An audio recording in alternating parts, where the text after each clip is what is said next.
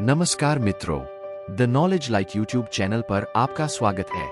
आज इस वीडियो में हम जानेंगे कि शिशुपाल कौन था और क्यों भगवान श्री कृष्ण ने अपनी ही भाई का वध किया। महाभारत की कथा भगवान श्री कृष्ण के बिना अधूरी है। इसमें कई कथा है।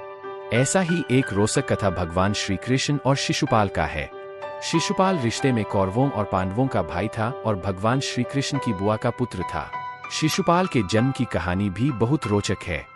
जन्म के समय ऐसा था। शिशुपाल वासुदेव जी की बहन और छेदी के राजा दमघोष का पुत्र था। इस तरह से वह श्री कृष्ण का भाई था।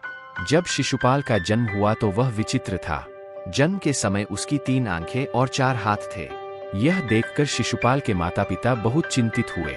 उन्हें लगा कि उनके घर में पुत्र के रूप में कोई राक्षस पैदा हुआ है। इस भय से उन्होंने शिशुपाल को त्यागने का फैसला किया। लेकिन तभी आकाशवाणी हुई कि बच्चे का त्याग न करें। जब सही समय आएगा तो इस बच्चे की अतिरिक्त आंख और हाथ गायब हो जाएंगे। लेकिन इसके साथ ही यह भी आकाशवाणी हुई कि जिस व्यक्ति की गोद में बैठने के बाद इस बच्चे की आंख और हाथ गायब होंगे वही व्यक्ति इसका वध करेगा। आकाशवाणी से शिशुपाल के माता पिता की चिंता तो चली गई, लेकिन उन्हें उसके वध की चिंता सताने लगी। भगवान श्री कृष्ण ने जब शिशुपाल को गोद में उठाया, समय तेजी से बीतने लगा। एक दिन कृष्ण अपने पिता वासुदेव की बहन यानी अपनी बुआ के घर आए। वहां शिशुपाल को देखकर उनके मन में स्नेह जागा और उसे अपनी गोद में बैठा लिया। गोद में बैठाते ही शिशुपाल की अतिरिक्त आंख और हाथ अदृश्य हो गए। तब शिशुपाल को आकाशवाणी याद आ गई। इस घटना के बाद शिशुपाल की माता परेशान हो गईं और उन्होंने भगवान श्री कृष्ण से शिशुपाल का वध न करने का वचन लिया। भगवान अपनी बुआ को दुख नहीं देना चाहते थे, लेकिन विधि के विधान को वे टाल भी नहीं सकते थे।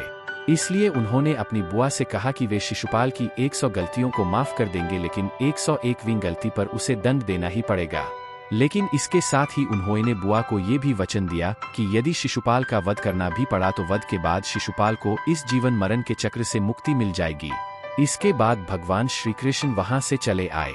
शिशुपाल श्री कृष्ण को इसलिए मानता था अपना शत्रु। शिशुपाल रुक्मिणी से विवाह करना चाहता था, लेकिन रुक्मिणी भगवान श्री कृष्ण से प्रेम करती थीं और उनसे ही विवाह करना चाहती थीं।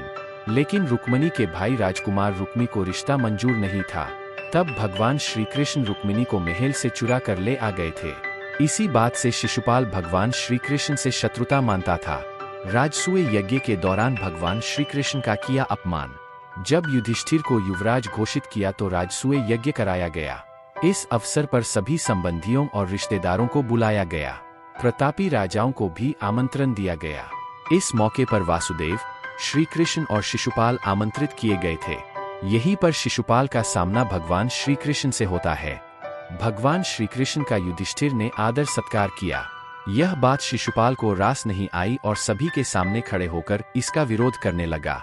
उसका कहना था कि एक मामूली ग्वाले को इतना सम्मान क्यों दिया जा रहा है, जबकि इस अवसर पर कई वरिष्ठी और सम्मानीय जन मौजूद है। भगवान श्री कृष्ण शांत मन से पूरे आयोजन को देख रहे थे, लेकिन शिशुपाल उन्हें अपमानित करने लगा, उनके लिए अपशब्दों का प्रयोग करने लगा और उनके चरित्रों पर दोष देने लगा। भगवान अपने वचन से बंधे हुए थे, इस कारण उसकी गलतियों को सहन करते जा रहे थे। अपने शक्ति का अहंकार में अंधा होकर शिशुपाल ने 1-2 करके, जैसे ही शिशुपाल ने 100 अपशब्द पूर्ण किए और 101वां अपशब्द कहा, श्री कृष्ण ने अपने सुदर्शन चक्र को शिशुपाल का वध करने का आदेश दिया। इस प्रकार शिशुपाल की मृत्यु हो गई। दोस्तों, आपको वीडियो कैसा लगा? अगर अच्छा लगा तो वीडियो को एक लाइक और हमारे चैनल को प्लीज सब्सक्राइब कीजिए। धन्यवाद।